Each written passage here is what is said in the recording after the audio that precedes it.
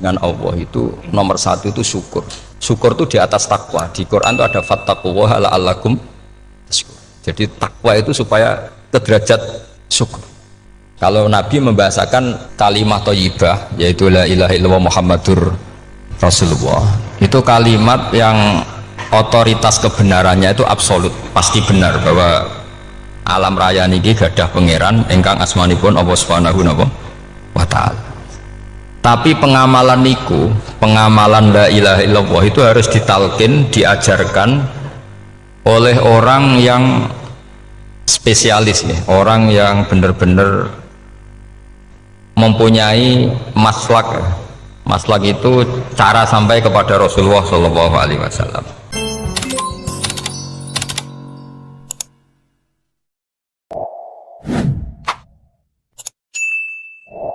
Bismillahirrahmanirrahim. Alhamdulillahirabbil alamin. Wassalatu wassalamu ala asyrafil mursalin sayyidina Muhammadin wa ala alihi washabbihi ajmain. Amma ba'du. Dengan Allah itu nomor satu itu syukur. Syukur itu di atas takwa. Di Quran itu ada fattaqullaha la'allakum tashkurun. Jadi takwa itu supaya ke derajat syukur. Kalau Nabi membahasakan kalimat thayyibah yaitu la ilaha illallah Muhammadur Rasulullah, itu kalimat yang otoritas kebenarannya itu absolut, pasti benar bahwa alam raya niki gadah pangeran ingkang asmanipun Allah Subhanahu wa taala.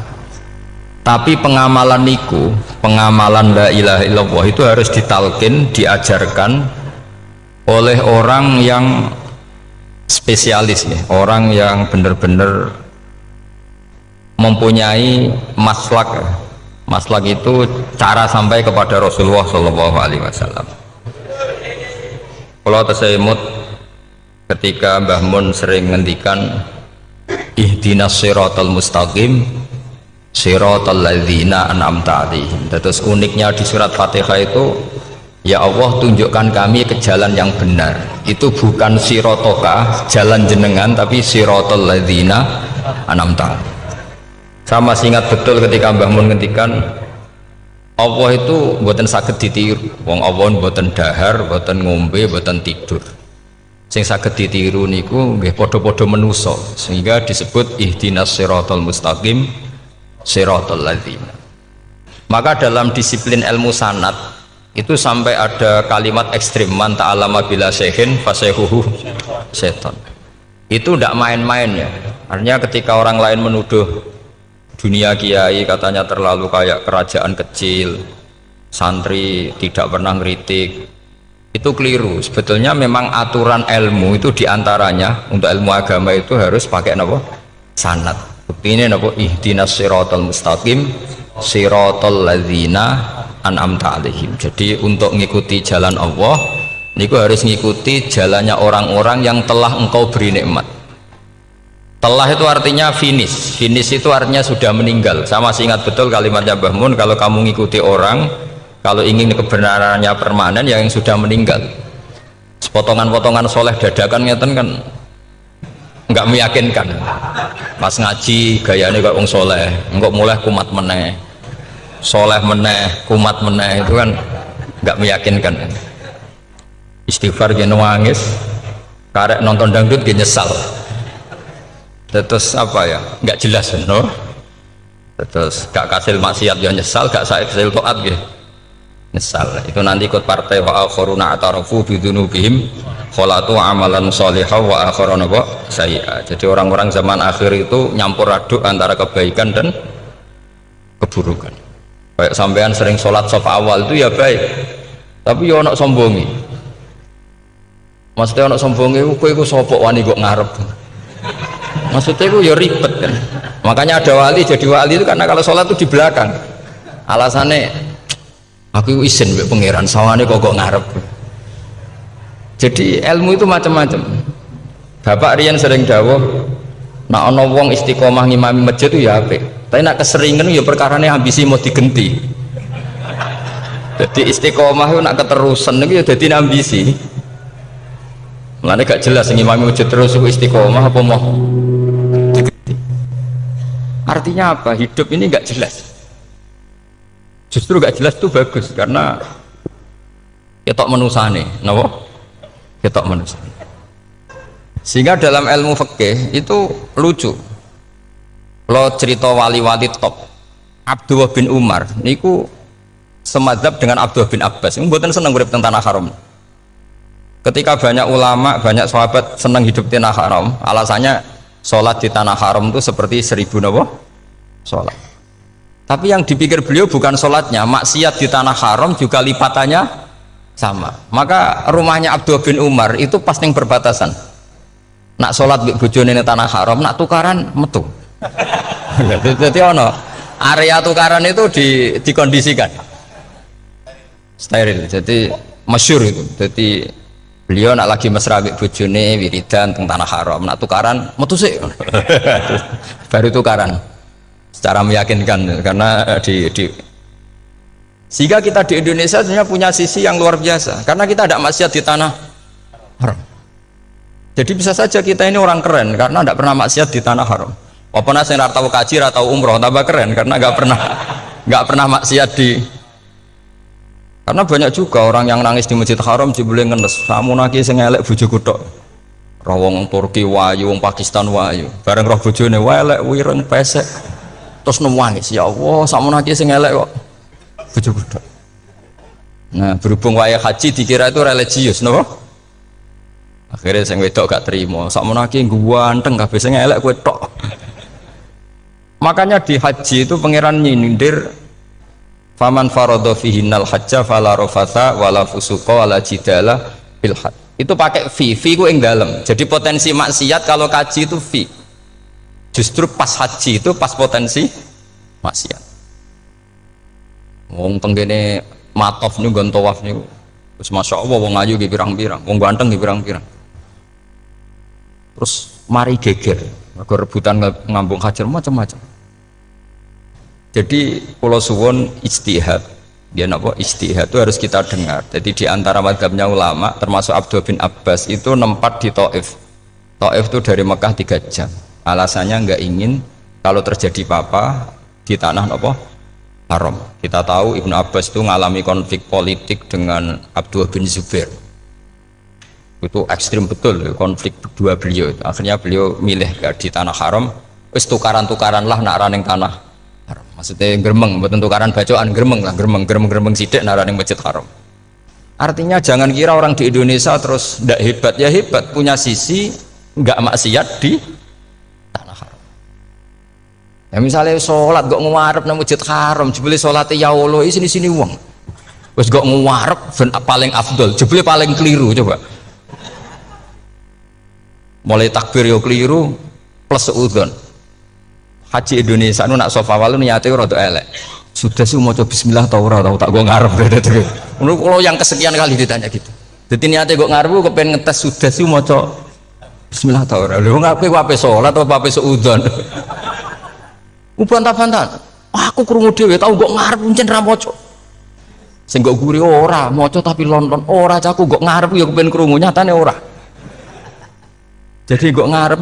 Terus kedua niate iku balapan ngambung Hajar Aswad. Jadi sholatnya kok ngarep. Sekali salam langsung melayu ngambung Hajar Aswad. Iku niat apik niat elek ra roh, tapi tidak semua yang di sofa walu niate baik. Tapi niat tidak baik itu kadang baik. Itu saking apikane pangeran. Kalau kenangan cerita dari Mbah Mun yang paling saya kenang itu gini. Dulu ono santri nakal. Ya jadi ora dulu tok saiki luwih akeh, tapi sawangannya cerita kan kudu dulu karena sejarah itu syaratnya harus diomongkan dulu. Jadi aku rada kecewa sejarah itu dulu ono santri nakal. Saiki luwih akeh. Niku kepengen nginceng ninge mergo ning wayu. Niku dhisik jarang ning sepeda motor ngalor ngidul ning pasar Bangilan jarang. Dadi nek kepengen roh iku kudu dadi bakul banyu. Terus bakul banyu karena satu-satunya cara roh wong ayu kudu dadi bakul banyu nyamar. Jauhnya ngisine ning jero jeding. Ya kadang ya roninge rajil bapan macam-macam. Kiai ini wali tenan, bukan wali debutan, bukan wali senior, namun wali betul.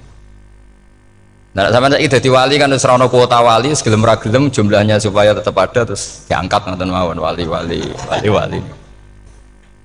Itu bertahun-tahun. Kiai ini ngerti, seneng mergo digratisi, dikai rego murah. Kiai ini ngerti nek iku niate elek. Suatu saat gak ada perkembangan, santri ini mulai gremeng karena nggak direspon, diceluk bagi ini. pentok anakku. Nggih Yai. Kowe salat ning Masjid Haram saf awal 40 dina jamaah mbok saf awal. Nggih Yai. Kok bar tak rabekno anakku. Nggih. Seneng salat. Hari pertama ya demi dapat istri, hari kedua terus.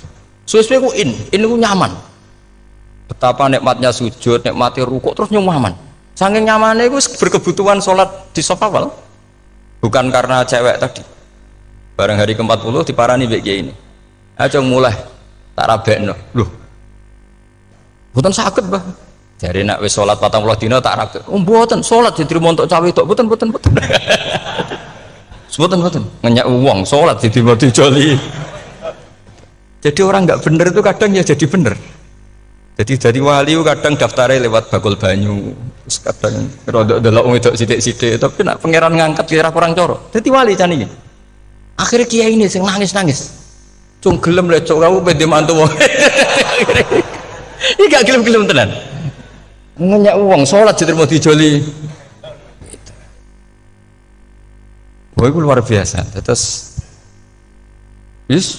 malah ini ngaji ya, terus ngaji talqinul fikri bahwa pada akhirnya sing paling dhuwur teng hadhihi dar la ilaha illallah.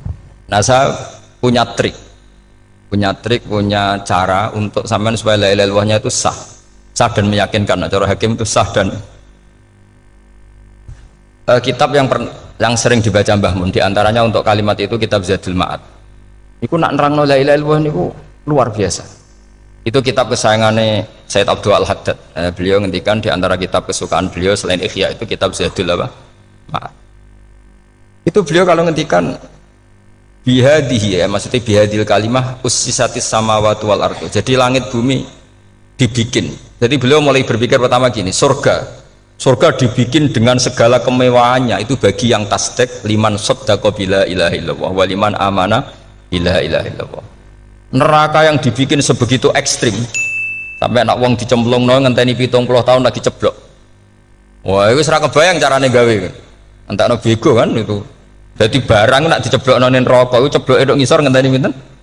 70 tahun. Makanya kemungkinan keluar dari neraka itu kecil. Agak untuk syafaat itu kecil. Wong wis kira iso kebayang kan? Itu pun diciptakan untuk yang menolak dalil. Jadi surga dibikin ya lihadil kalimah, neraka dibikin juga lihadil kalimah. Jadi hadil kalimah itu mizan, ini ukuran. Yang nerima masuk surga, yang menolak masuk neraka. Hisab juga gitu, ada hisab itu ya karena kalimat la ilaha illallah. Orang kafir itu nanti tidak dihisab. Nah cara Ibnul Qayyim, ada saya nggih ngoten. Ulaikal ladzina kafaru bi ayatina rabbihim wa liqaihi fahabitat a'maluhum fala nuqimu lahum yaumal qiyamati wasna. Ya lucu tuh, masuk Fir'aun dihisab. Kan sekarwan rokok kan. Jadi hisab itu nanti itu yang nggak jelas-jelas. Makanya sama hati-hati itu potensi dihisab. Jadi yang jelas itu ada hisab. Masuk kaji Nabi dihisab kan tidak mungkin. Nabi Ibrahim masuk dihisab. Fir'aun masuk di, karena yang jelas surganya tidak dihisab, yang jelas nerakanya juga nggak dihisab. Tapi nak sing pengajian yo teko, dangdutan yo teko lah ini yang ini yang itu. Ya itu hisab itu. Dulu biskop ya bayar, mlebu masjid ya bayar. Cuma ada biskop 10.000, nak ning masjid 2.000. Itu ya hisab itu nanti. Jadi orang kafir yang karuan kafirnya itu istilah Quran fala nuqimu lahum yaumal qiyamati wasna. Nah, artinya ada hisab juga tolak ukurnya la ilaha illallah. Terus wa bihadil kalimah bu isatir rasul. Karena kalimat ini rasul diutus untuk melatih la ilaha illallah. Jadi kalimat ini luar biasa. Tapi setelah jadi tahlil terus yang mau coba ngantuk, terus jumlahnya kakean kan, terus akhirnya gak sakral. Akhirnya la ilaha dikomentari suwi temen. Pemenang nak sing mimpin tahlil wong tuwek terkenal suwi lagi tahlil dipimpin Mbah niki sing mburi mesti sambat wah suwi mesti. itu kriminal kita, itu kesalahan kita. Kalimat yang harusnya jadi tolok ukur surga neraka itu ukurannya kalimat itu, kemudian kita nganggap kalimat itu sebagai kalimat yang apa problem. Itu aja sampai ya. Makanya kalau suwun sing mimpin tahlil aja suwi-suwi lah. La ilaha illallah ping 3 hadir terus bar. Niku semua ijazatnya hanya 3 kali itu kok udah dipirang-pirang niku. Tapi nak la ilaha illallah tolong gak hadir ya tak baleni neh dadi 6. Kok gak hadir? Jebule ping 1000 pun ndak hadir. Ini yang masalah. Terus kula waca ndak ini supaya sampean ngerti kalimat itu menjadi kualitasnya bagus ndak itu karena cara pandang. Itu tadi kalau sampean mikir surga dibikin semewah itu dengan fasilitas bidadari secantik itu, semuanya kelas A, itu ya bagi yang menerima la ilaha illallah. Neraka dibikin se ekstrim itu juga bagi yang nolak. Jadi ini kalimat pembeda, makanya kalimat tuh hakin alaiha nahya wa alaiha namu. Wa biha tu alaiha. Ijazah gini usume usum. Wa biha tu alaiha. Tren ini gini wa alaiha tu wa biha. Wa biha nu pas wa alaiha. Enggak yang di sini umumnya. Alaiha nahya wa alaiha namut. Wa alaiha tu wa biha. Wa alaiha tu wa biha. Oh berarti orang jelas prinsipnya, gak jelas, gak jelas. Jadi kalau suwon Mbah Mun sepuh-sepuh niku fi akhiri hayati nu sering maos talqinu zikri, karena memang beliau ingin di akhir hayatnya juga kita semua nanti di akhir hayatnya semuanya min ahli la ilaha illallah Muhammadur Rasul. Dan itu dimulai dari sesuatu yang sangat-sangat ilmiah. Yaitu tadi dimulai kenapa surga dibikin untuk sing iman la ilaha illallah. Kenapa neraka dibikin untuk yang menolak la ilaha illallah. Kemudian Rasul diutus untuk melatih la ilaha illallah.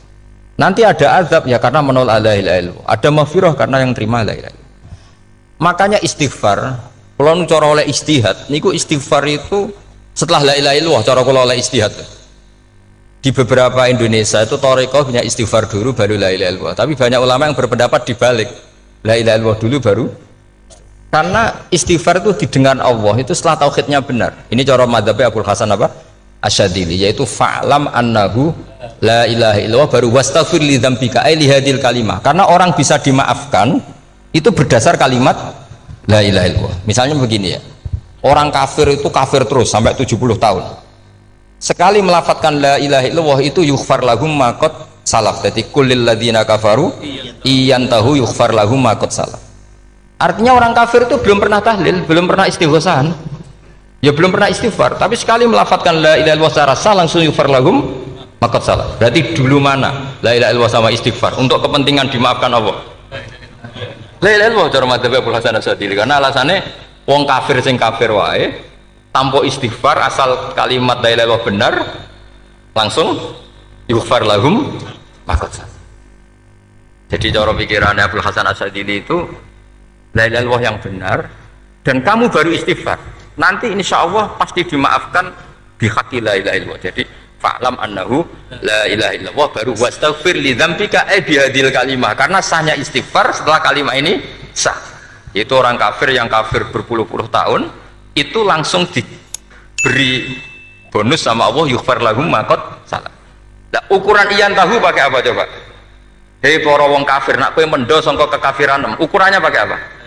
La ilaha illallah. Sekali la ilaha benar langsung yughfar lahum ma qad salaf.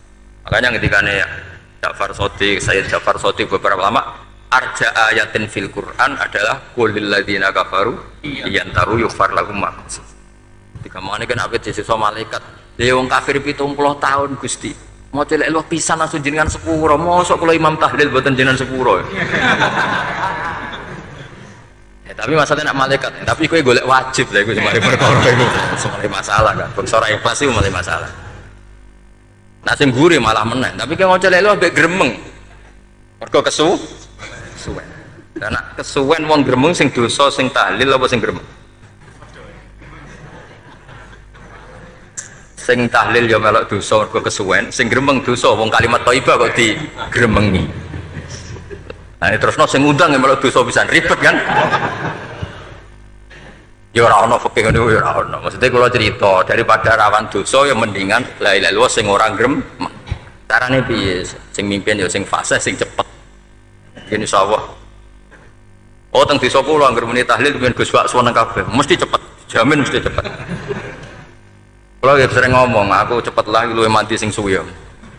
Mergo suwi mari dosa gremeng ya perkara. Nah kiai-kiai kan do sungkan mek kula. Nah teng adat masyarakat kan nggih sampai Gus sampai anak kiai kan sungkan dadi kiai-kiai sing tua-tua akhirnya melok cepet. Dan ini harus diilmoni. Saya ulang lagi ya. Sebetulnya dalam Thariqah Syadziliyah itu la ilaha illallah dulu baru istighfar. Alasannya apa? Sihhatul istighfar itu ba'da sihhati la ilaha illallah. Jadi dia bawa ke qulil ladzina kafaru iyantahu yughfar lahum ma qad salaf. Saiki intiha anil kufri, berhenti kekafiran dengan kalimat apa? La ilaha illallah. Itu langsung yughfar lahum ma qad salaf. Dan Allah ngendikan fa'alam annahu la ilaha illallah baru wastaghfir lidzam. Ai bihadil kalim. Artinya gini, bisa saja istighfar kita itu tidak didengar Allah karena tauhid kita tidak pernah benar. Mau ngelafat notok tapi tauhidnya tidak benar. Maka terus dibutuhkan latihan-latihan dari ahlul ilmi, misalnya kayak Imam Sanusi, kayak Imam Asy'ari, itu pelatihan-pelatihan la ilaha illallah dengan pemaknaan yang luar biasa. Misalnya begini, ambil saja la ilaha illallah itu dengan makna seperti ini. Tidak ada sesuatu yang maujud kecuali disebabkan oleh yang super maujud. Alam raya ini, langit bumi ini kadung berstatus maujud. Kan nggak mungkin yang maujud diciptakan yang tiada. Nak ngono mau hadhil maujudat khalaqaha wajibul wujud. Lah wajibul wujud ini yang bernama Allah Subhanahu wa ta'ala. Maka kualitas Anda iman tuh lebih tinggi. Selama ini kan enggak. Orang no pangeran kecuali Allah. Terus Allah itu yang siapa? Ya Allah yang siapa itu harus kamu berani mensifati. Allah belum pernah menceritakan dirinya di Quran kecuali beliau dia mensifati zatnya. Saya adalah sing khalaqas samawati wal ardha misalnya. Saya adalah zat yang begini. Karena itu dengan cara itu bisa dikenali. Ya, dengan cara itu bisa dikenali. Makanya Allah itu harus kita kenali, yaitu lewat ma'rifatullah. Ibadah tertinggi adalah ma'rifatullah. Ya caranya ma'rifat tadi dimulai. Gak mungkin alam raya ini kemudian diciptakan oleh al-adam, sesuatu yang tidak ada. Pasti yang namanya maujudat diciptakan yang maujud. Karena maujud ini maujud pencipta harus super. Lah super itu bahasa Arabnya wajibul wujud. Karena pencipta harus awal. Gak mungkin Fir'aun itu Tuhan lahirnya di bumi, berarti dulu buminya ketimbang Fir'aunnya. Tuhan-Tuhan yang lain juga begitu, masa dulu buminya ketimbang Tuhannya. Makanya Allah pasti Tuhan betul karena bersifat awal, bersifat qadim. Nah kalau kamu mulai latihan gitu, iman kamu itu bil bayyinah. Dan syaratnya iman yang benar adalah bil bayyinah. Bayyinah itu jelas welo-welo. Makanya semua nabi memaklumatkan diri, qul inni ala bayyinatim mir rabbi lam yakunil ladzina kafaru min ahlil kitab wal musyrikin munfakina hatta ta'tiyahumul bayyinah. Jadi kamu harus punya otoritatif kebenaran sing sampai welo-welo itu layak balus syak wal irtiyab, sudah agak bisa ragu lagi. Nah saya khawatir kalau kita sudah tidak ngaji seperti ini, la ilaha illallah itu mau rutinitas. Pemenang nak kasiat ribet mana kan? Nak diwaca 1000 kasiat ini, nak diwaca 2000 kasiat, wah itu ngawur lagi. Saya itu kemarin ketemu banyak orang pintar lah di Jogja. Itu saya cerita, mereka tanya saya, Gus kenapa engkau jarang berdoa? Saya bilang saya itu sering berdoa, cuma mungkin Anda tidak tahu kata saya. Doa itu syaratnya harus setelah sihhatil iman, imannya itu benar. Dulu ketika Gerwani itu kampanye komunis itu gitu, anak-anak kecil disuruh memejamkan mata, ayo kamu minta permen sama Tuhan. Ternyata nggak dapat permen, suruh memejamkan mata lagi, coba minta sama bu guru, terus dikasih apa? Permen. Oh berarti yang ada bu guru bukan Tuhan. Artinya apa? Kalau umat Islam ini Islam ini kamu jual dengan doa, kemudian doa dipakai tolok ukur Islam bener apa enggak, habis kamu. Banyak orang ingin jadi Kapolri, jadi gubernur, jadi apa, ngundang orang-orang kondungo. Terus nyangoni akeh gak mandi, mesti dihujat deh. Dan sing donga yang ngerti nak ramandi, potongan wong seneng duit itu kan insya Allah ramandi lah kan kira-kira gitu. Jadi korbannya itu Islam kalau terus menerus doa yang dipakai apa? Transaksi. Maka doa itu nomor 2 atau 3, nomor 1 itu ya iman tadi, ma'rifatullah itu nomor 1. Bukan doa, karena kalau doa dijadikan nomor 1 takutnya itu dipakai ukuran.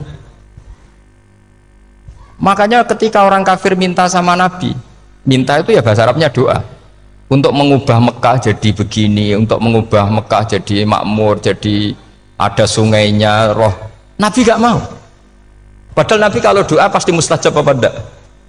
Tapi andikan itu diturutin, maka ukuran iman selalu pakai doa. Dan itu bahaya jangka panjang, karena Nabi pirsa pengganti beliau-beliau kamu-kamu yang nanti doanya tidak mandi, itu bahaya, itu tidak prospek cara hitung-hitungan. Iya nak zaman Nabi donga mesti mati. Nak ketika era sampean dia nak kiai tenan Pak, kalau donga ana sugih, nak ora sugih kira kiai kan ribet. Mungkin dhewe kiai ora sugih kan ribet kan. Maka kita sebagai ulama itu punya hitung-hitungan. Nah, beda dengan pakai ma'rifatullah. Misalnya begini, ini contoh paling gampang. Orang kafir itu dulu mengukur kebenaran Muhammad, mereka tentu manggilnya Muhammad. Muhammad, kalau kamu mengklaim bahwa orang mati bisa hidup lagi, coba mbah-mbah kamu yang sudah mati bangunkan. Kalau bisa berarti kamu benar, kalau ndak ya ndak. Pertanyaannya itu yang faktu bi abaina in kuntum apa? Sodikin. Pertanyaannya, ngukur kebenaran dengan cara itu yang bikin standar siapa? Nah, Nabi itu sempat terdesak karena itu dipakai ukuran. Tapi kalau pakai ilmu mantek, jawabannya lebih gampang. Ngukur kebenaran dengan cara itu versi siapa? Versi saya. Kamu benar itu kalau bisa membangkitkan orang mati. Terus dari Nabi, ya kalau versi kamu ya kamu yang membangkitkan, nanti ditanya bareng-bareng. Loh, ini kan kita seperti itu kan, kita sering. Artinya apa? Islam ini yang bisa mengawal hanya ilmu. Doa itu nomor 2, yang bisa mengawal Islam hanya fa'lam, harus ilmu annahu la ilaha illallah. Ketika orang kafir lo tanya, Muhammad kalau kamu Rasul betul, fasayir jibala Makkah, jibalu Mekah kamu jalankan kemudian jadi emas. Dan orang-orang yang mati bangkitkan, kemudian kita tanya, adinuka hakun amla, agamamu benar apa enggak? Nabi andikan minta kira-kira dituruti Allah apa enggak? Pasti dituruti. Tapi masalahnya, masa menunggu itu? Masa Allah menjadi Tuhan nunggu itu? Allah selalu Tuhan, baik orang percaya atau tidak. Makanya Allah tidak mau nuruti, karena itu jadi problem jangka panjang. Iya, kalau Nabi mustajab doanya, terus era umatnya seperti ini. Sing kiai ini bendino dalail ora mesti mandi dongane. Wis sing tirakat lah ora mesti mandi dongane. Nak bab donga niku wis padha wae lah. Misalnya mesti mandi, nak wong waras mesti dinggo donga husnul khotimah, ora dinggo golek sugih, itu mesti amatir. Nah masalahnya nak dinggo husnul khotimah bagi mereka yang kedonyan ya gak ngefek, dianggap tidak prospek. Panjang kan? Makanya itu pinternya Nabi, nomor 1 itu al ilmu, fa'lam annahu la ilaha illallah. Lagi wastaghfir li dzambi. Jadi kalau suwon, kenapa ini cerita Mbah Mun, kenapa akhir-akhir beliau sering talqinul zikri, sering melatih zikir, itu sirinya diantaranya bahwa kalimat ini harus menjadi kalimat super, kalimat sing alaiha nahya wa alaiha namut wa alaiha nub'ats, atau wabiha nub'ats insyaallah ta'ala minal amin. Ya itu tadi, kita sebagai kiai itu ikut menjaga ini, jangan sampai kalimat ini membosankan. Tahlile suwi barbar segitu ono sing nyoal la ilaha illallah Muhammadur Rasulullah lane kurang panjang, wakaf ta ora terus panjang. Bahwa agama ini dimulai hatta ta'tiyahumul bayyinah. Jadi sesuatunya harus benar-benar sampai jelas. Orientasi para ulama dulu itu cara menerangkan la ilaha illallah itu sampai difahami an bayyinatin. Makanya semua nabi memaklumatkan diri kul inni ala bayyinatin mir rabbi. Sampai di situ. Dan semua cerita-cerita di tafsir Jalalain di apa-apa itu ukuran kebenaran itu lam yakunil ladzina kafaru min ahlil kitab wal musyrikin namun fakina hatta ta'tiyahumul bayyinah. Monggo. Maka semua kita itu harus punya kecakapan untuk merangkai dalil. Kalau gak ada pengalaman saking kitab-kitab turos, kitab-kitab dulu.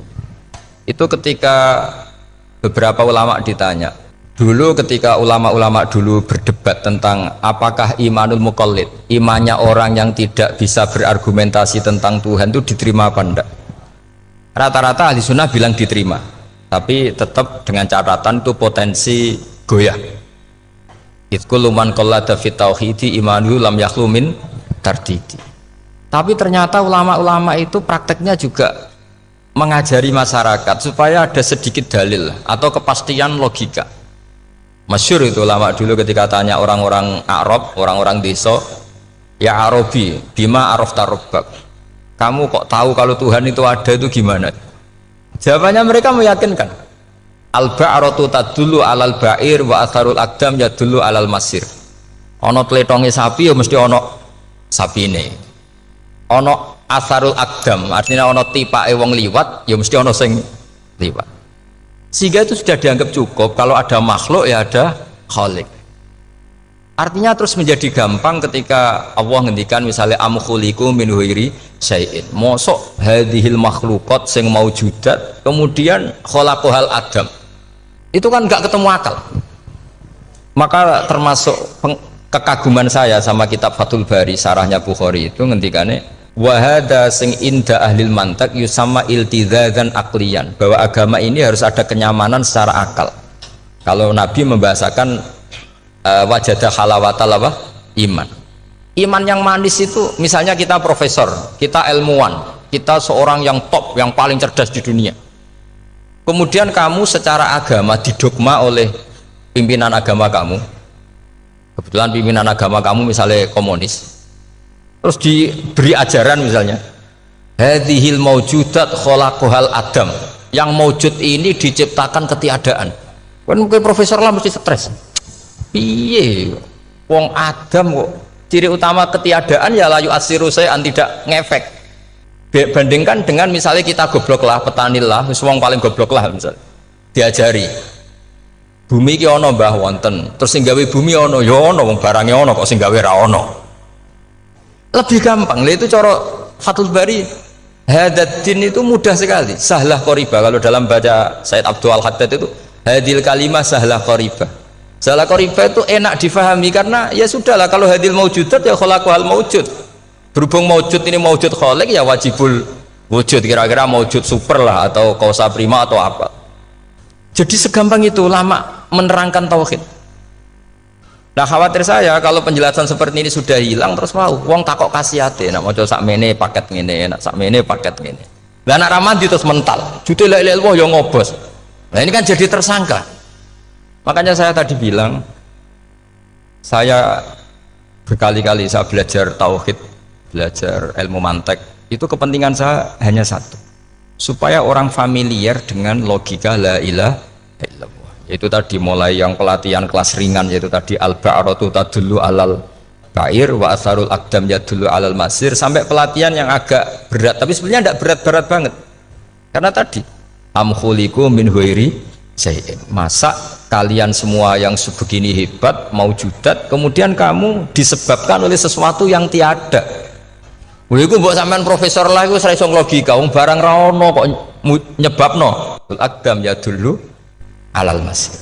Jadi ono teledong ya mesti ono sapine. Ono tipak tracaane tak kaki ya berarti ono sing barli liwat. Artinya hadil alam ini atharun min athari qudratil.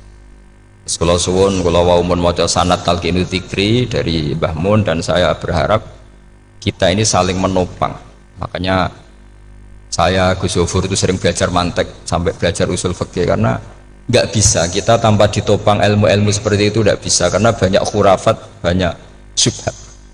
Termasuk penumpang paling gampang adalah Anda berislam secara senang, secara ceria, supaya tidak kepikiran nyuwun sewu pindah agama atau pindah ke yang macam-macam. Makanya diantara rumusnya Islam itu rodi itu billahi robba. Rodi itu puas. Sampai cari di kamus, ridho itu puas, marem. Ojo mbok maca di pangeran Allah pah-pah. Makanya kalau berharap jenengan jangan sering berdoa, nanti gampang kecewa. Karena potensi tidak mandinya lebih tinggi gitu loh. Jadi pokoknya seneng pangeran. Pangeran ku sapa sing gawe langit bumi, sing ngekek oksigen ora usah bayar.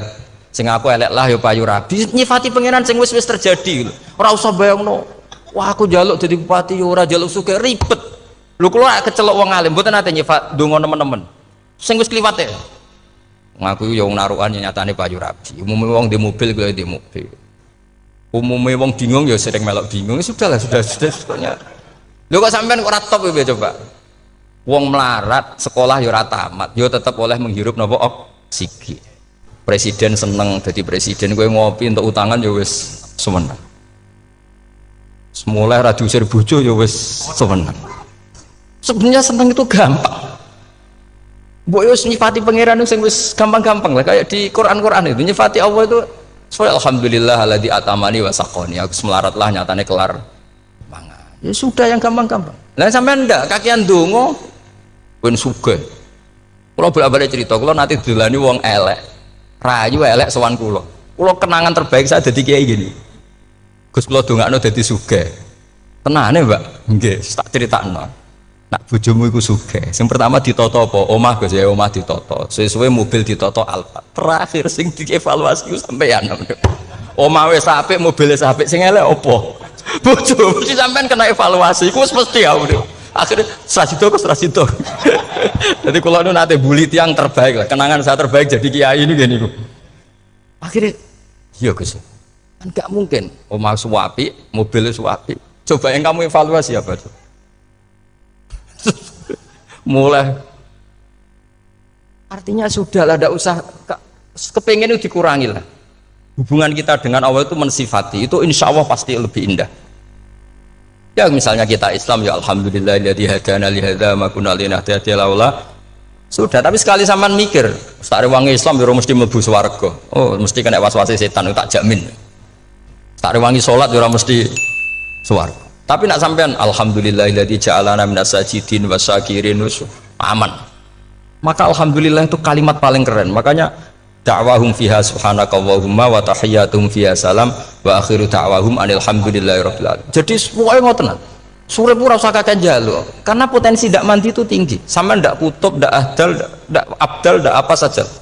Wis donga wis umume wong-wong lah. Dunia hasanah fil akhirati hasanah wa qina adzabannar.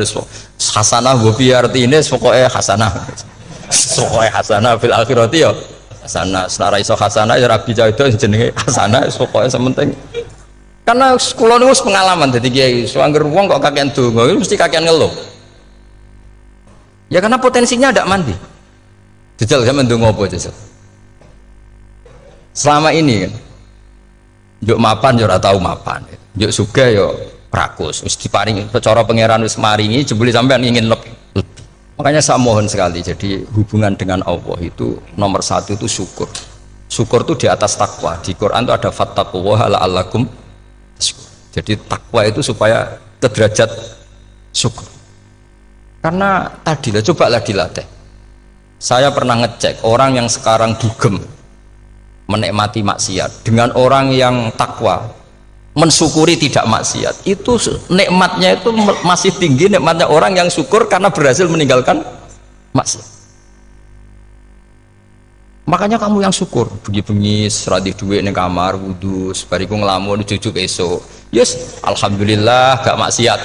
Kira usah bayangno terus tahajud qiyamul lail iku para habaib para ulama itu kira ramakome lah seperti itu. Terus ramakome tangi turu seradan tempiring itu alhamdulillah sing gampang-gampang ya.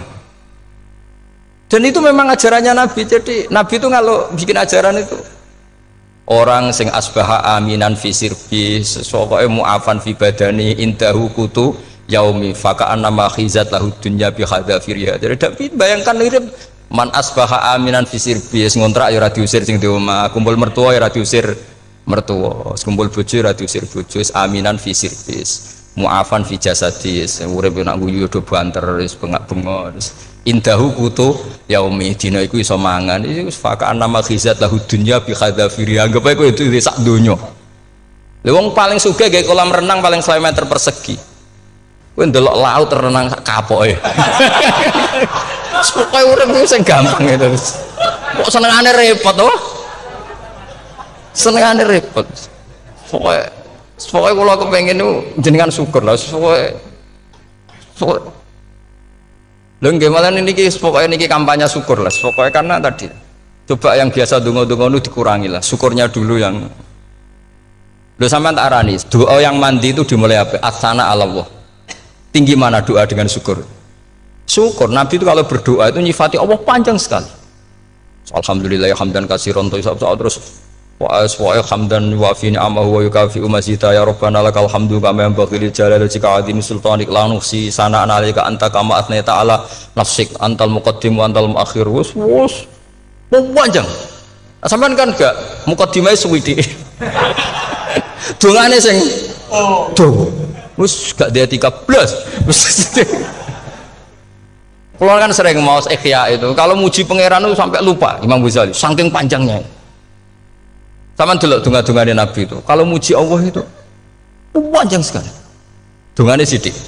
Nak jenengan mukadimah alhamdulillah rabbil alamin nabi angob. Pas donga ya Allah ya Rabbana temenan. Blas gak dia tiga itu. Jadi saya mohon sekali, agama ini harus bifarohin wasururin. Kalau donga yang paling kalau kenang sama yang Mbah Mun gini, us farihi namuna amin. Pokoknya kita itu, pokoknya senang. Makanya kalau suwun lah, pokoknya beragama terus senang. Rodi itu bila roba, rodi itu kalau anak makna ini marem lah, marem di pangeran Allah itu marem. Atau Sayyidina Ali lah, kafani izzan antakuna li robban, wa kafani fakhran an akuna laka abdan. Pun gustin tek bangga kula dadi manusa, mergo pangerane jenengan. Cara di pangeran Fir'aun kan yo ribet wae. Wis mati, tenggelam dadi ton. Terus wa kafani fakhron an akuna laka abdan. Kula nu seneng banget mergo dadi kawulane jenengan. Misale dadi kawulane presiden ya iso coplok. Kawulane menteri kadang ketangkep KPK. Kawulane wong sugih kadang bangkrut. Ribet kan? Makanya beliau ngendikan kafani izzan antakuna li robban wa kafani fakhron an akuna laka napa abdan. Terus ini kalau rati provokatif lah. Semoga zaman akhir sampai pandemi ngeten ora syukur ribet.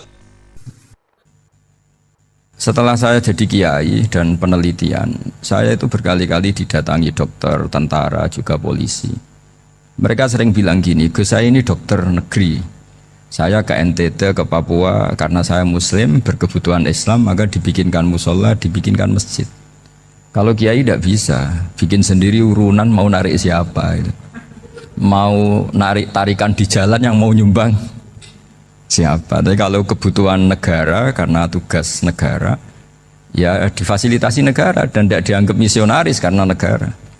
Begitu juga di beberapa negara yang non muslim kayak di Argentina, di Venezuela itu ada masjid, ada kajian Islam ya karena duta besar dan itu aparat negara. Disinilah kearifan para ulama berkoalisi dengan umarok dengan makna yang positif bahwa agama ini harus ditopang umarok, sistem negara. Tentu di situ ada tentara, ada polisi, ada macam-macam. Kita sebagai kiai juga nggak berdaya di depan para bandar narkoba apa-apa kalau nggak ada BNN. Kita mau apa dengan korupsi kalau tidak ada KPK? Sehingga kearifan para guru-guru kita mulai Mbah Maimun, bapak saya sendiri, NU, Muhammadiyah, semua ormas-ormas Islam itu pasti maulah kerjasama karena kita siapa ya? Kalau tidak kerjasama. Dan di antara pesan Rasulullah SAW adalah yaduwahi ma'al jamaah. Jadi apa ya, kebersamaan itu sudah berkah. Fa inna yadawahi ma'al jamaah. Jadi berkah. Lalu kenapa saya kalau ngaji bawa kitab? Ini agak sebetulnya itu lazim. Lazim itu suatu yang harus. Tapi karena kelamaan mubalek itu tidak pakai kitab. Seakan-akan bawa kitab itu yang aneh. Sebenarnya aneh mereka. Karena begini logika simpelnya ya. Umat Nabi ini berhak dapat apa coba? Berhak dapat warisan yang paling luhur, paling hebat, paling jernih. Apa itu Quran dan hadis? Pertanyaannya, siapa yang paling punya hak otoritatif untuk menerangkan Quran hadis? Ulama. Ulama yang mana? Ya yang kapabel, yang sudah diakui dunia kayak Imam Ghazali, Imam Bukhari, Imam Syafi'i. Artinya kalau kita tidak pakai materi itu ulama mendapat pikiran kita, bukan mendapat pikiran mereka. Saya ulang lagi, kalau kita tidak pakai materi yang otentik, yang orisinil, ulama umat ini mendapat pikiran kita, bukan pikiran mereka. Maka saya berusaha supaya teman-teman atau semua umat Islam dapat pikiran-pikirannya Imam Ghazali, pikiran-pikiran Imam Bukhari, pikiran-pikiran Abdul Qasim Al-Junaidi, kejernian-kejernian Abu Yazid Al-Bustami. Kejernian itu diantaranya adalah misalnya makalah yang menurut saya itu makalah yang super. Jadi untuk ngadepi krisis karena COVID atau karena apalah. Itu lama dulu sederhana sekali. Beliau-beliau punya rumus yang mungkin jarang didengungkan orang, tapi saya akan kampanye rumus ini. Al-istighna, hakikatul istighna itu adalah al-istighna anis syai' labihi. Jadi pemenuhan kebutuhan yang sebenarnya adalah kita berusaha menghindari sebanyak mungkin kebutuhan yang sekunder, yang enggak penting. Bukan memenuhi semua yang kita inginkan. Jadi misalnya begini ya, kalau kita lapar, itu keinginan kita itu makan enak apa asal makan? Tentu jawabannya asal makan yang sehat. Tapi kalau nuruti nafsu kita, makannya yang enak, teman makan ya enak, terus di warung yang favorit. Ini kan satu kebodohan. Kenapa untuk makan saja butuh definisi sekian banyak? Yang kita harus kecewa, warung favoritnya bisa sudah tutup, atau kita ke sana harus macet, ribet. Yang benar-benar arif dan bijaksana itu adalah al-istighna anisya. Sesuatu yang tidak mendesak itu jangan jadikan kebutuhan. Sehingga kalau kita puasa misalnya, semua makanan itu enak karena kita sangat lapar. Sehingga Abul Qasim Al-Junaidi ketika ditanya, ma'idamu to'am, lauk makanan itu apa? Jawabannya lucu, alju, lapar. Kalau kamu lapar ya semuanya enak.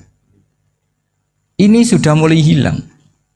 Kita bilang makan enak itu ya sate, ya gulai, ya pizza yang kita senang. Akhirnya apa? Untuk nikmatnya Allah itu kita jadi ribet. Apalagi yang orang-orang fasik harus ditemani perempuan yang tidak halal misalnya, atau harus ada ajudan, ribet. Nah pertanyaannya, orang yang ribet sama yang nggak ribet itu pinter mana? Pinter yang nggak ribet. Nah ini kearifan-kearifan yang mulai hilang. Lalu siapa yang bisa mewarisi itu? Ya ulama. Jadi ulama itu cara berpikir sebenarnya simple. Makanya mereka sering kalau tahajud itu, di antara makalah Sayyidina Ali paling terkenal dan yang menjadikan beliau punya derajat yang luar biasa itu adalah kafani izzan antakuna li robban wa kafani fakhron an akuna laka abdan. Ya Allah, saya ini sudah begitu mulia, begitu terhormat dan sangat-sangat terhormat karena yang menjadi Tuhan itu Engkau. Jadi rumus pertama itu karena menjadi Tuhan itu Engkau. Hanya Tuhan yang abadi, Tuhan yang pertama, artinya Tuhan yang al-awwal. Coba ya Allah, kalau saya ini punya Tuhan Fir'aun, punya Tuhan mati jadi tontonan lagi, itu kerennya di mana coba? Andaikan kita punya Tuhan Fir'aun, atau punya Tuhan yang asal usulnya manusia, apapun hebatnya manusia itu, kita punya Tuhan manusia itu.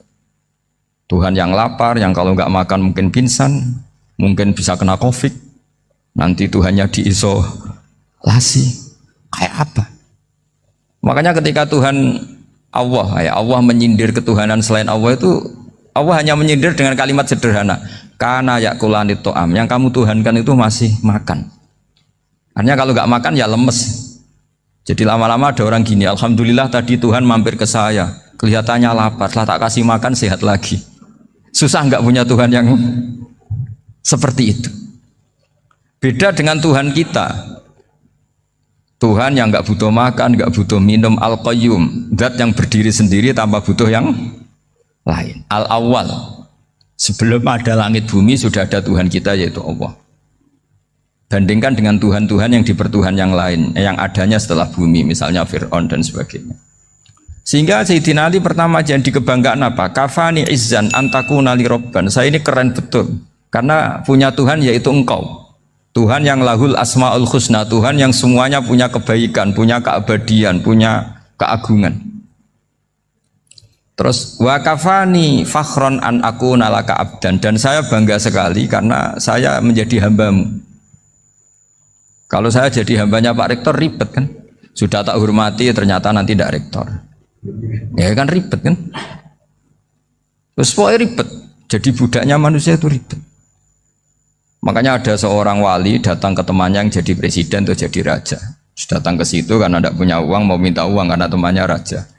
Setelah sampai sana ternyata temannya ini karena orang soleh pas berdoa, ya Allah saya minta ini, minta ini, minta ini.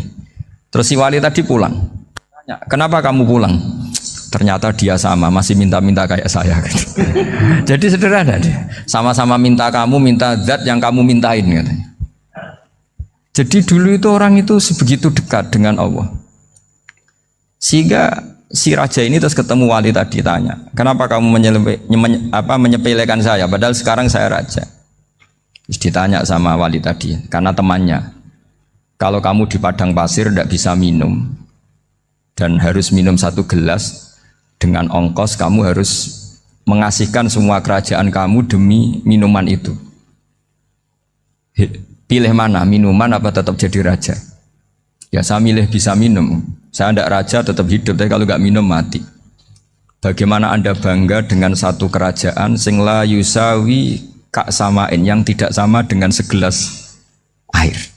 Jadi artinya terus mereka melihat jadi raja itu ya biasa, jadi presiden biasa, jadi rektor biasa. Karena mereka biasa berlogika hakikatul izzah itu ya taqarrub ila Allah, yang benar-benar terhormat itu ya dekat dengan Allah. Begitu seterusnya mereka bikin paradok-paradok yang aneh, tapi itu menjadi pelajaran.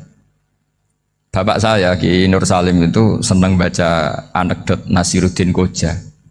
Itu kalau bikin orang-orang aneh, itu dia datang ke satu pesta, pakai baju lusuh, pakai sarung lusuh atau celana lusuh, sama Sohibul Bait yang punya acara dibiarin. Setelah dibiarin dia pulang pakai jas, pakai dasi, pokoknya keren. Dihormatin, pakai alpat, pokoknya dihormatin. Silahkan. Pas dia disuruh minum, minumannya itu disokkan saja ke sakunya. Jas, kamu harus minum yang banyak, karena kamu yang dihormati, bukan saya. Terus makanannya semuanya diletakkan di saku, ada yang apa? Ayo kamu makan yang banyak. Alpatnya juga gitu, dikasih sate apa? Ayo kamu makan yang banyak. Mereka tidak melihat saya, melihat kamu. Akhirnya orang satu pesta itu istighfar semua, berarti kita ini salah. Terus dia pidato, kenapa kamu uang gitu? Tadi saya datang, orangnya sama. Gara-gara beda pakaian, penghormatannya beda. Berarti yang berhak dapat makanan ini jasa ya, bukan saya. Betapa naifnya kita sebagai orang. Ternyata kita masih hormat sesuatu yang seperti itu, yang atribut lah. Jadi orang-orang sufi itu orang yang bisa menertawakan dunia. Akhirnya ya, pertama dia dianggap orang gila, masa jas dikasih makan, dikasih minum. Tapi secara fikih dia benar, haram dia makan. Karena pas dia datang dibiarin, setelah pakai jas dikasih makan. Berarti hakikat yang dapat rezeki siapa? Jasnya apa orangnya? Jasnya apa orangnya? Jasnya. Jadi itu orang-orang sufi, kearifan orang-orang dulu itu bisa ngelola hal-hal yang keseharian menjadi luar biasa. Ada seorang wali melihat istrinya makan satu piring, anaknya makan satu piring. Ditanya, kalian kenyang? Wah, kenyang sekali. Melihat anaknya minum kopi satu cingkir, senang. Kalian senang sekali. Wah, kalau senang dengan hal-hal yang murah bisa, ngapain harus senang dengan hal-hal yang mewah? Bodoh sekali saya. Sehingga terus mereka bisa qanaah. Qanaah itu ya hidup itu simpel, sederhana.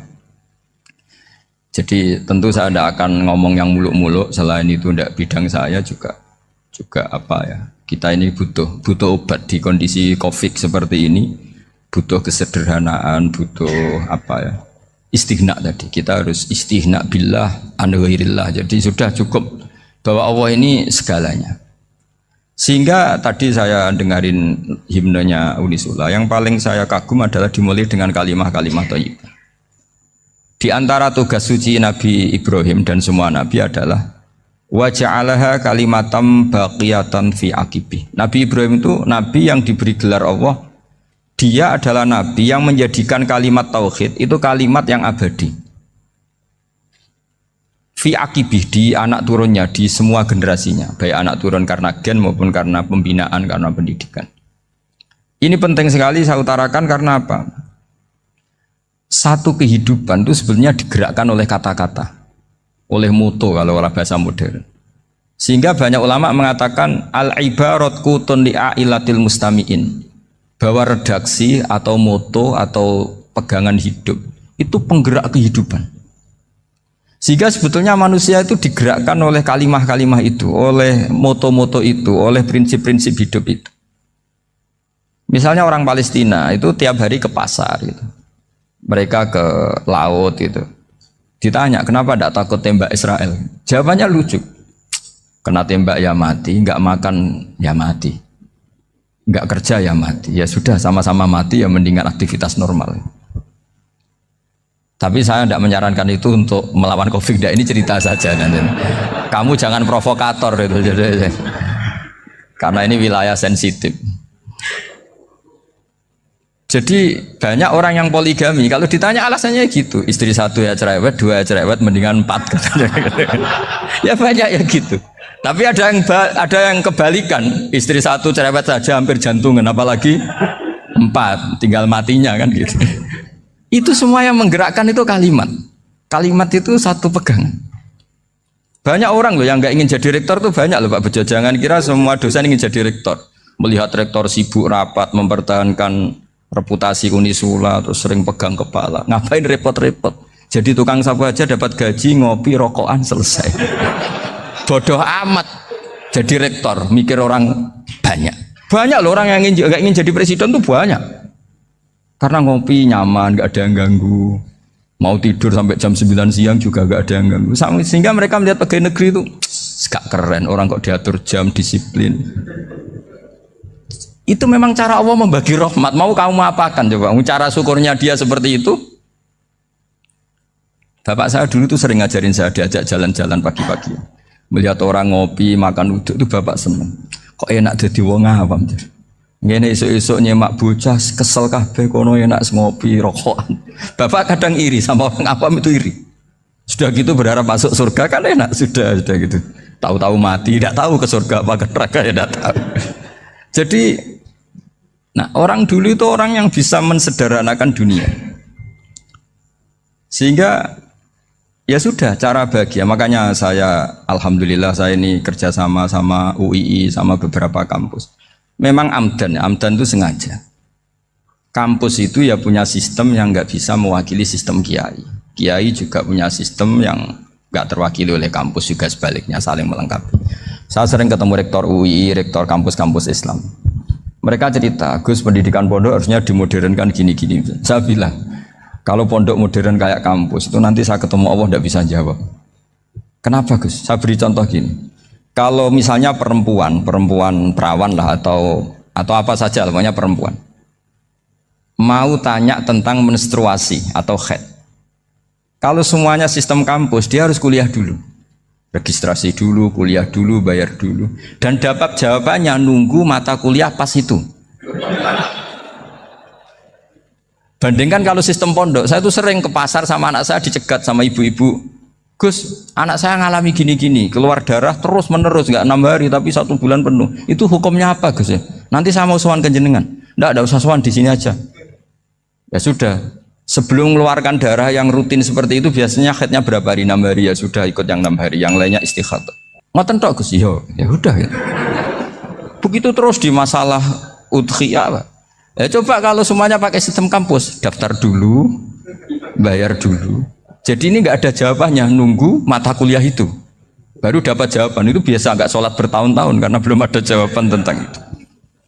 Nah itu kalau misalnya orang mati, tahunya cara apa memulasara jenazah itu nunggu kuliah dulu, pas mata pelajaran itu dulu, baru menangani orang mati. Berarti orang mati itu tergeledak semua. Tapi kalau kiai kan enggak. Kesini orang mati terbakar, kalau dimandiin malah badannya copot-copot, itu gimana hukumnya? Ini ada orang mati Gus Kendat, ini disolati apa enggak? Ada orang mati apa itu oplosan ya, itu disolati enggak? Saya sering ditanya gitu.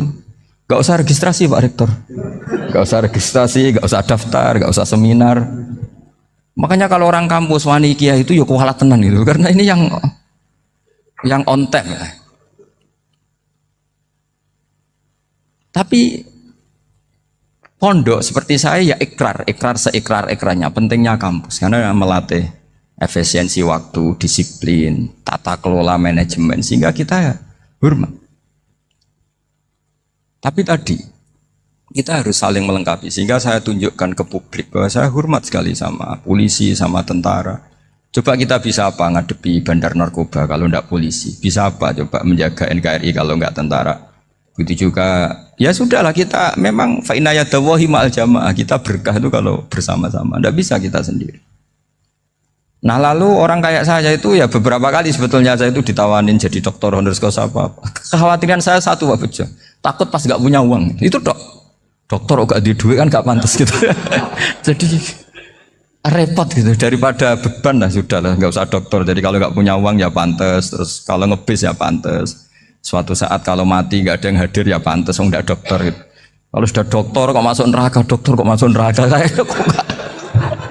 kayaknya apalagi rektor kampus Islam kok masuk neraka itu kan kok kayak nggak pas itu. Misalnya rektor Unisula ditanya mungkin nakir, nggak bisa kan kayak gimana gitu. Makanya harus sering ngaji saya supaya nggak malu di depan Munkar Nakir. Masa rektor ditanya Munkar Nakir enggak bisa. Harus berani bentak. Ini saya rektor loh Pak Munkar Nakir. Masa kalau wali-wali dulu berani. Masyhur di cerita wali-wali ditanya marabbuka manabuka. Saya ini guru tauhid. Kok kamu tanya marabbuka manabuka yang ngelotok. Kok kamu tidak pernah ngaji enak aja tanya. Jadi wali-wali itu ya rileks ngadepi mungkin. Saya akan rileks wali di Bang Pak Rektor. Saya yakin itu. Karena wali itu lebih dekat Allah. Sehingga orang dulu itu saya ulang lagi ya, ada satu kearifan namanya hidup itu apa? Hidup itu adalah cari sebanyak mungkin supaya hidup itu tidak tergantung pada banyak hal. Sehingga misalnya cara berpikir orang-orang modern itu sebenarnya banyak orang-orang ilmuwannya nggak ngagumi Amerika. Bukan karena angkuh ndak. Untuk mempertahankan kebesaran negara sebesar itu, kebutuhan listriknya besar, kebutuhan tentaranya besar, kebutuhan apa? Sementara negara kayak Venezuela atau Swiss kebutuhannya ada banyak. Pertanyaannya, yang tergantung dengan banyak hal sama yang tidak tergantung banyak hal, itu pinter mana? Kalau dibalik pertanyaannya gitu, negara-negara maju itu tidak keren kalau dibalik pertanyaannya.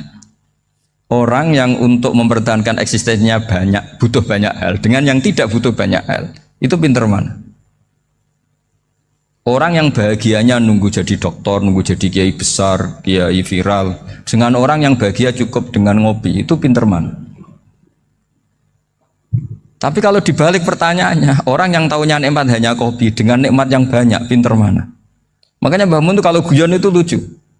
Aku iku sakake ambek wong desa sing mlebu swarga. Saya dulu eskal mlebu swarga kok disakeni. Akhirnya beliau memberi penjelasan. Wong desa iku roe pakanan enak, iku mau kopi mbek uduk. Lah swarga iku mau nuruti sing dikarepno. Akhirnya semua mangan wis ngopi, nguduk, ngopi ora roh pakanan liyane iku ora roh. Nasi mandi yo ora roh, pizza yo ora roh apa-apa. Terus saya bilang, wah lah niku nak nganti selera tentang wanita cantik. Iku juga sederhana. Rodok pesek ya wis cantik, rodok ireng ya wis. Apa bidadarinya seperti itu karena saking enggak pengalamannya. Jadi surga itu kan nuruti apa yang diinginkan. Kira-kira keinginan orang kampung kalau di surga itu apa coba? Makanan apa coba? Ya, nak senengnya ketemel gemblong itu. Artinya malaikat lebih suka nangani surganya orang-orang kampung di Bang Pak Rektor. Ini sudah ribet ini. Makanan apa saja sudah dicoba ya.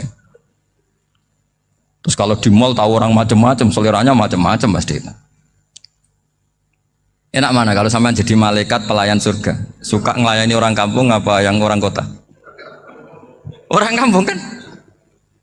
Jadi ya itu guyon ya, guyon tapi itu menjadi pikiran kita bahwa orang yang banyak kebutuhan itu sebetulnya banyak kebodohannya karena menggantungkan kebahagiaannya dengan banyak hal. Makanya Imam Syafi'i ngendikan istighna itu apa? Al istighna anisya'i. Yang dikatakan kecukupan adalah berusaha sebanyak mungkin banyak hal tidak kamu butuhkan. Bukan memenuhi semua kebutuhan kamu karena nafsu kamu ini tidak ada batasnya gitu. Kalau kamu penuhin nggak akan selesai. Itu ada perempuan yang kurang cantik itu minta doa saya, Gus doain suami saya kaya, terus tak guyonin, terus nggak minta. Kalau suami kamu kaya, yang pertama dirubah itu apa? Rumah Gus, supaya rumah saya bagus. Kedua apa? Mobil, supaya mobil saya bagus. Nanti yang dievaluasi itu kamu. Mobil bagus, Alphard, rumah mewah, istrinya kamu pasti itu dievaluasi. Langsung nggak usah sudah gini aja kan. Jadi pertama yang dievaluasi itu kaya itu coba kalau suami kaya itu yang dievaluasi pertama rumah ya, rumah ganti. Setelah itu apa? Mobil. Kira-kira berikutnya akhirnya harus bagus nggak jadi. Nabi Ibrahim itu pernah minta umur panjang. Keren umur panjang. Sama Allah nggak dijawab. Datang orang tua gitu mertamu ke Nabi Ibrahim. Terus disuguhi dikasih kurma. Apa itu? Kok kurma apa? Anggur yang sudah matang sekali. Sudah dimakan. Setelah dimakan meler keluar lagi. Dimakan lagi meler lagi. Terus Nabi Ibrahim masuk lagi ke kamar.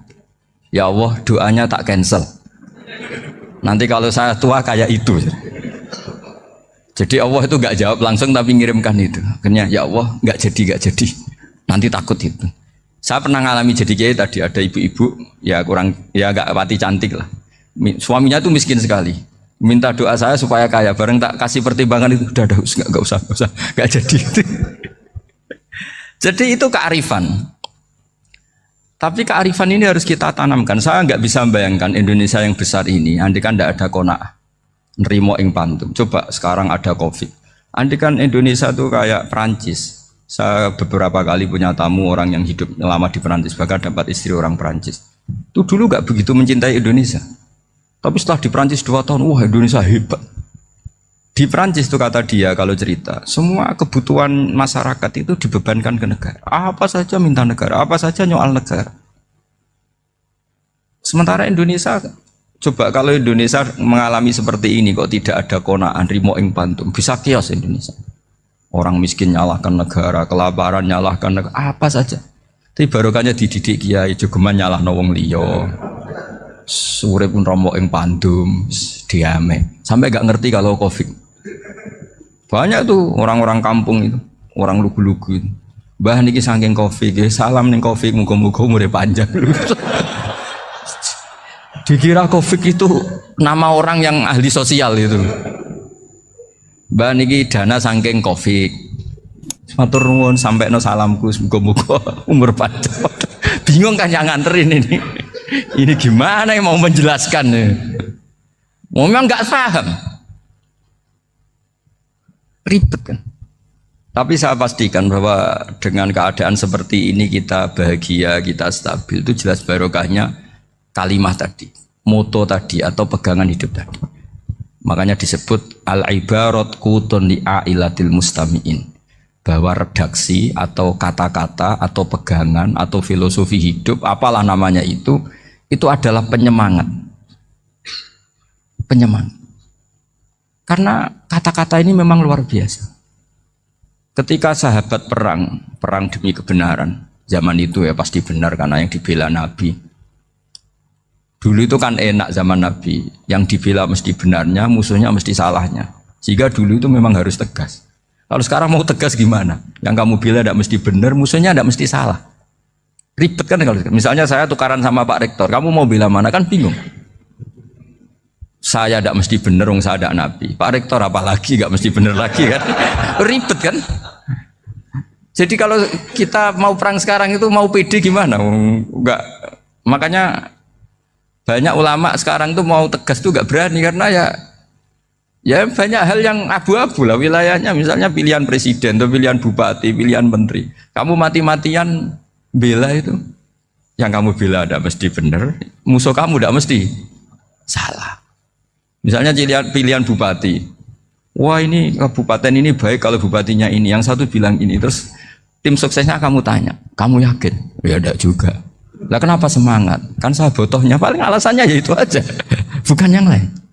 Beda dengan zaman Nabi, nabinya mesti benar, Abu Jahalnya mesti salah, kan enak aturan mainnya jelas.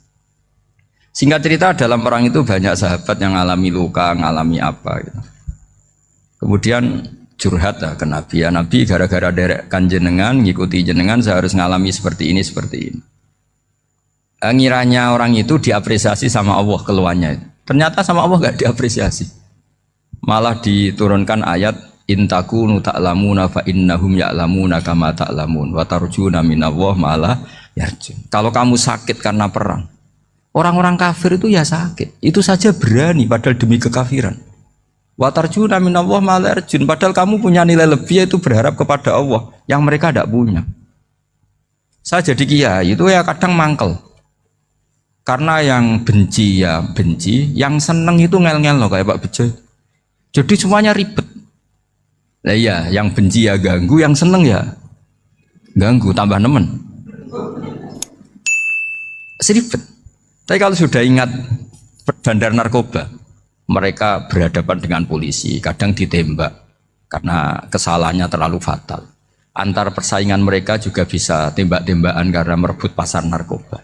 Itu saja mereka berani. Kok kita yang jadi kiai kadang dicium tangannya, dihormati gak berani, hanya takut apa ya, musibah-musibah kecil lah, atau problem-problem kecil. Lah iya, kalau kita bandingannya gitu. Kalau kamu mau tahajud kedinginan, itu masih nanti dihisab Allah itu gitu. Maling ayam itu keluar malam-malam, hanya dapat ayam. Itu gak takut dingin. Ya gak takut digebuki masa. Kamu mau tahajud saja takut dingin. Makanya nanti hisabnya orang soleh itu nanti dijajarkan orang dolim. Terus diperbandingkan. Wah itu habis kamu kalau itu.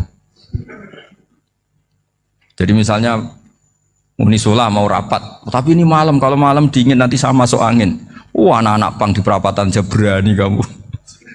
Kalau sudah perbandingannya gitu tuh ribet kita nanti. Makanya itu kalimat itu moto atau filosofi hidup. Sehingga diulang lagi nasihat itu. Iyam saskum korhun fakodu masal koma korhum mislu. Kalau kamu kena luka, orang-orang yang nggak benar juga akan kena luka. Itu aja berani demi ketidakbenaran. Masa kamu demi kebenaran nggak berani? Akhirnya orang itu, ya itu kalimat, itu heroik. Makanya kita ini penting ya. Makanya tadi himne Unisula dimulai kalimat thayyibah. Karena kalimat ini yang menjaga kita kalimat ini. Misalnya tentang Tuhan. Kenapa orang Islam imannya kokoh seperti ini, termasuk yang sudah hidup di Amerika, di Australia, di mana-mana. Itu ya barokahnya ajaran atau barokahnya kalimah. Saya sebut kalimah saya pakai bahasa santri. Karena la ilaha illallah itu dalam tradisi santri disebut kalimatu haqqin alaiha nahya wa alaiha namut wa alaiha nub'ats. Ada yang riwayat wa biha nub'ats insyaallah taala minal aminin. Kenapa mereka di mana-mana meskipun sekolah di Amerika, di Australia, bahkan di Uni Soviet tetap mukmin? Itu barokahnya ajaran yang benar. Allah itu siapa? Tuhan. Tuhan itu sifat dasarnya apa? Awal. Dia harus wujud awal sebelum makhluk yang lain. Sehingga ketika ada negara yang maju, yang tertib, manajemennya tertib, masyarakatnya makmur, tapi punya Tuhan yang tidak seperti itu, tidak awal, itu sudah gak nyaman. Karena ndaklah keren Tuhan saya, karena Tuhan saya itu al-awwal, zat yang pertama. Tuhan saya keren lah, zat yang nggak mati. Tuhan yang nggak mati, yang nggak pernah mengalami kematian. Sehingga tontonan atau yang dilihat kenikmatan-kenikmatan yang lain ini tidak mengubah dia pendirian tentang Tuhan. Karena mantapnya satu kalimat tadi bahwa Tuhan itu ya harus satu, harus awal, harus tidak mati, tidak rusak, tidak mengalami apa-apa yang membahayakan. Sehingga ketika ditawarin Tuhan yang lain meskipun menjanjikan secara finansial atau kemakmuran, mereka gak tertarik. Itu coba, itu barokahnya makmur apa barokahnya ajaran? Barokahnya ajaran. Sering negara Islam itu kalah makmur dengan mereka, tapi barokahnya ajaran ini tetap apa? Tetap Islam. Makanya Nabi Ibrahim, Nabi yang sukses bikin wa ja'alaha kalimatam baqiyatan fi aqibi. Sehingga kita ini bekti sama orang tua misalnya, itu ya karena ajaran. Suwargamu itu karek wong tuamu. Nak wong tuamu ridho, Allah ridho. Nak ora ridho, Allah ora ridho. Ridho wa fi ridhol walidain wa sakhatu wa sukhtu wa fi sakhatil. Sehingga ketika ada orang tua yang agak brengsek gitu, anak-anak tetap hormat. Punya orang tua yang miskin, yang sudah miskin, tukang tombok nomor, banyak kan di kampung gitu. Ya tetap hormat. Coba kalau dari awal kita ngajari orang tua kamu hormati ya, kalau baik, kalau tidak usah. Bisa geger Indonesia. Tapi barokahnya ajaran-ajaran itu Indonesia tertib karena ada ajaran. Nah ini di sini ini pesantren dan Unisula semua harus berkontribusi membuat ajaran yang benar itu adalah ciri utama Islam. Sehingga Islam ini dimulai dengan ajaran kalimatu haqqin alaiha nahya wa alaiha namut. Sehingga kita tenang seperti ini. Saya ini termasuk kiai yang tenang. Meskipun kata orang banyak saya ini kiai besar, tapi termasuk kiai yang paling tenang. Termasuk yang paling tenang. Karena saya ini pakai mazhab orang-orang hebat. Saya berkali-kali cerita, orang kayak Imam Syafi'i itu orang yang luar biasa. Saya berkali-kali cerita, orang yang tadi nyium tangan kamu ya Imam Syafi'i, di belakang tuh ngerasani kamu, menghujat kamu. Jawabannya enak saja. Berarti saya alhamdulillah orang yang wibawa. Buktinya di depan saya nggak berani. Jadi enteng saja. Diceritain sebagian kampung, sebagian separuh dari warga kamu itu nggak suka kamu. Ya bagus lah nggak suka saya, nggak akan utang duit saya. Di mana-mana orang utang itu karena teman dekat. Kalau nggak seneng pasti minimal nggak utang, nggak pinjam mobil, nggak pinjam apa. Berkah mana yang seneng sama yang gede? Jadi dianggap enteng saja. Semua yang dialamin dianggap enteng saja. Misalnya punya istri pemarah, ya baguslah marahin suami. Kalau marahin tonggo malah ribet. Jadi kamu harus terima kasih kalau dimarahin istri. Baguslah marahin saya mah, kalau marahin tonggo ribet. Jadi enteng saja. Tapi kita sekarang tuh karena nafsu ya, sehingga menghadapi hidup ini ribet. Ulama dulu kalau mau mati itu senengnya bukan main. Sudah lama saya ini ingin gak maksiat. Kayaknya gak maksiat paling efektif itu mati. Ya tidak apa-apa Gusti, kalau sebaiknya mati ya mati aja. Enteng saja. Jadi melihat kematian itu akhir dari segala keburukan atau potensi keburukan. Apapun baik kita sekarang, suatu saat mungkin kita gak baik. Yang bisa menghentikan ketidakbaikan atau potensi ketidakbaikan itu apa coba? Mati kan? Berarti mati itu mengerikan apa menyenangkan? Mesti kamu tidak berani menjawab. Meskipun secara ilmu kamu berani, tapi secara rasa agak berani kan? Saya ulang lagi ya, yang bisa menghentikan keburukan atau potensi keburukan itu apa coba? Apa? Kematian. Berarti kematian itu menyenangkan atau menyusahkan? Apapun kamu tidak berani jawab karena kamu agak-agak duniawi itu kelihatannya. Tapi secara ilmu, kamu tahu kan kalau mati itu tidak buruk-buruk banget. Karena apa? Itu akhir dari segala keburukan. Sehingga Nabi ngajarkan kalimat itu begitu luar biasa. Allahumma ahyini maka natil hayatu khairan li wa tawaffani maka natil wafatu khairan li. Nabi melihat dunia itu begitu indah. Ya Allah, kalau saya ini hidup, anggap saja hidup ini ziyadatan li fi kulli khairin, menjadi modal saya menambah segala kebaikan. Jika suatu saat saya mati, anggap mawon rohatan li min kulli syarrin, itu akhir dari segala keburukan saya. Sehingga mati hidup ya baik karena di situ kita bisa berkontribusi beramal soleh. Mati juga baik karena mengakhiri segala keburukan. Nabi nate ngendikan lagi, ajaban li amril mukmini inna amrahu kullahu khair. Orang mukmin itu mengagumkan, semuanya baik. In asobathu na'ma syakara fakana khairan lah. Kalau baru dapat nikmat, dia syukur, maka itu baik. Wa in asobatu dharra sabara. Kalau dapat masalah mereka sabar, itu juga baik. Sehingga orang mukmin dua sisinya pasti baik. Itu juga kalimat, maksudnya moto atau pegangan hidup. Nah berikut ini saya beri contoh, ini kenangan saya, ini contoh terakhir. Masalah jadi orang terkenal maupun tidak. Di sini dicontohkan Imam Ghazali di halaman 367 di kitab saya 367, juznya 3 di kitab Ihya Ulumuddin. Di sini beliau cerita betapa untuk menjaga ikhlas sebaiknya orang itu tidak terkenal, tidak syuhrah, tidak terkenal. Oke, itu kita sepakat ya, karena kalau terkenal mungkin orang dipaksa publik dengan tanda kutip untuk selalu berbuat baik, tapi karena jaim lah, jaga image atau apa. Tapi ketika dibalik pertanyaannya, kamu rela yang terkenal itu orang nggak benar, sementara yang orang benar itu nggak terkenal. Lalu masyarakat tahunya yang tidak benar. Kalau pertanyaannya dibalik gitu, orang baik wajib terkenal enggak? Kalau pertanyaannya dibalik seperti itu. Dokter yang benar tidak terkenal, yang malpraktek terkenal. Kamu ingin kondisi seperti itu? Gak ingin kan?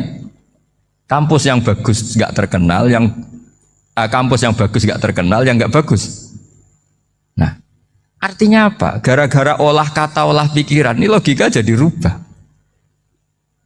Lagi-lagi apa? Jawaban itu ada di kata-kata sebetulnya.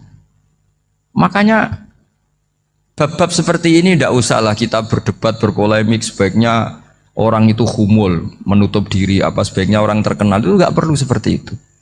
Sudah terserah Tuhan saja.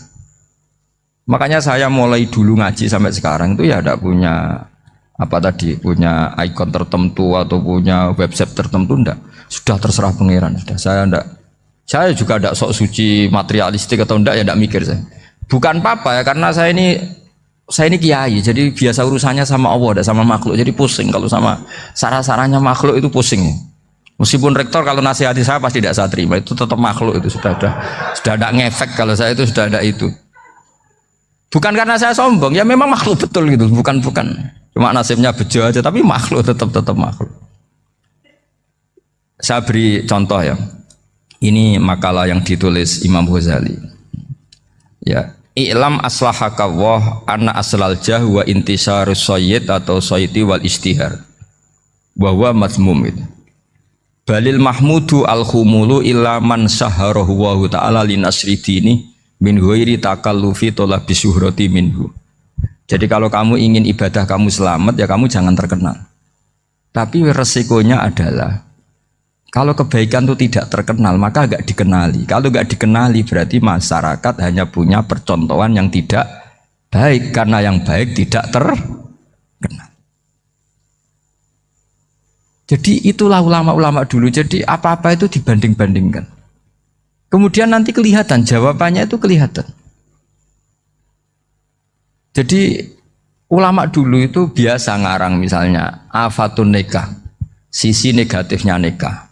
Harus ngurmat istri, harus macam-macam, kalau terlantar itu ya dosa. Seperti tadi Pak Marsudi cerita, kalau orang ngapalkan Quran itu takut lupa, kalau lupa itu jadi dosa. Pertanyaannya, kalau semua orang takut lupa, takut dosa, semua orang nggak hafal Quran karena potongan-potongan lupa.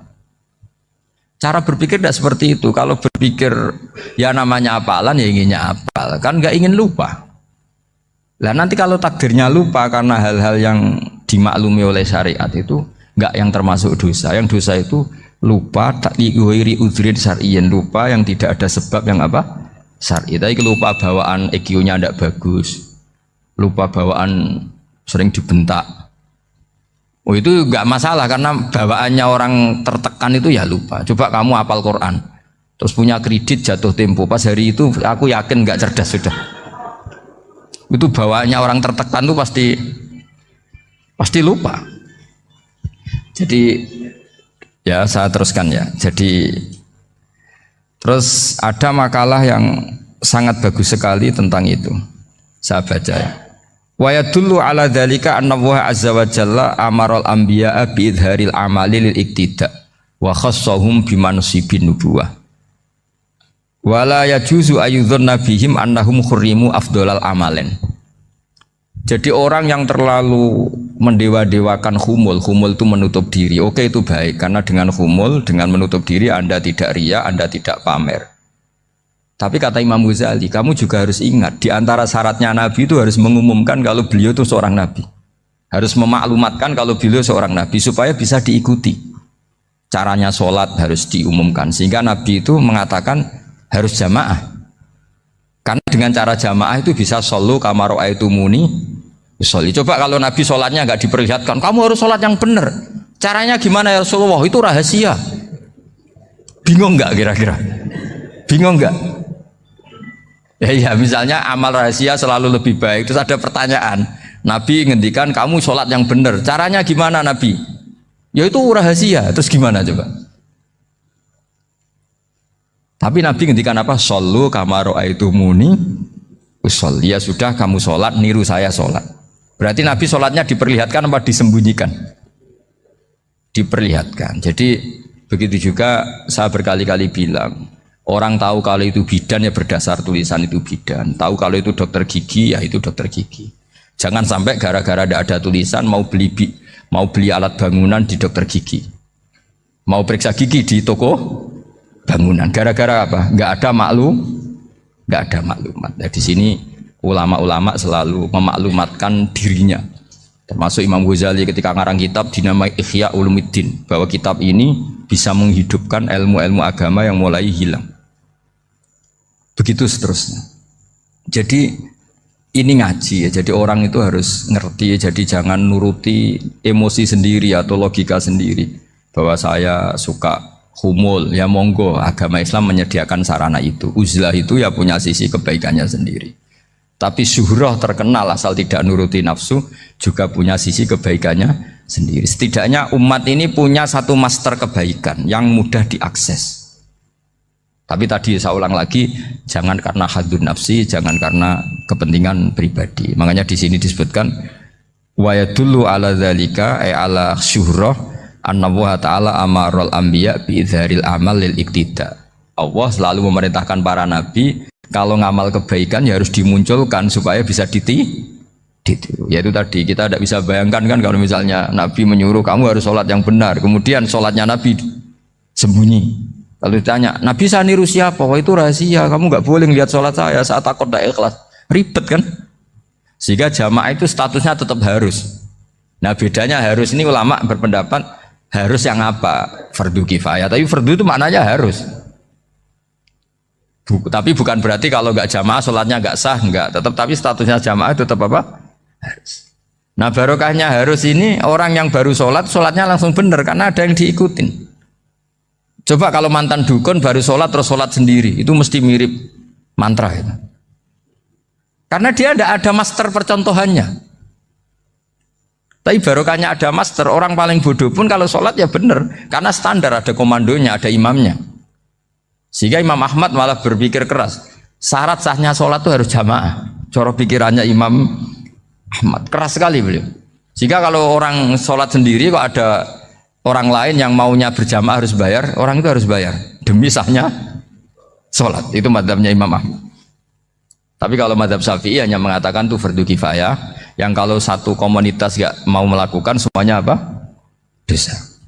Ya jadi ini sebelum sesi ringan tanya jawab, hanya 2 saja tanyanya, nggak boleh banyak-banyak, nanti nggak pulang-pulang saya. Jadi tak baca lagi biar dapat berkahnya Imam Ghazali. Wa qala qaumun asirru afdalu minal alaniyati. Terus kata sebagian ulama al alaniyah itu afdal minas sirri. Terus diperbandingkan baik yang mana amal dipertontonkan sama ndak. Terus kata Imam Ghazali, kalau orang itu bisa jaga tidak riya, maka sebaiknya dipertontonkan karena kebaikan harus yang muncul, bukan yang tidak baik yang muncul. Makanya ketika memaklumatkan diri sebagai ingin jadi generasi khairah ummah, itu kalau diterjemah itu kan wow, khairah ummah, umat terbaik. Itu kan kayak agak angkuh. Tapi nggak apa-apa, itu nggak apa-apa. Masa kita kampanye siap degradasi moral kan ya lucu kan, masa jualan gitu kan ya lucu. Kita memang ingin mengkhidmati ummah, berbakti dengan umat, membantu supaya jadi generasi khairun apa? Ummah. Tidak apa-apa dimaklumatkan supaya dengan itu umat punya sarana. Oh kalau ingin jadi khairun ummah kuliah di sini. Jangan lalu enggak gitu. Ya sama kita dokter, maklumatkan saja dokter gigi, dokter kandungan, dokter bedah. Sehingga orang kalau mau bedah ya jangan ke dokter kandungan. Jadi barokahnya maklumat ya. Jadi saya mohon sekali ini, saya sendiri sebetulnya orang yang nggak siap terkenal sebetulnya, tapi ya sudah terserah Allah saja. Kalau itu cara Allah menyebar kebaikan, ya monggo. Pokoknya kita tawakal saja sama Allah Subhanahu wa Ta'ala. Assalamualaikum warahmatullahi wabarakatuh.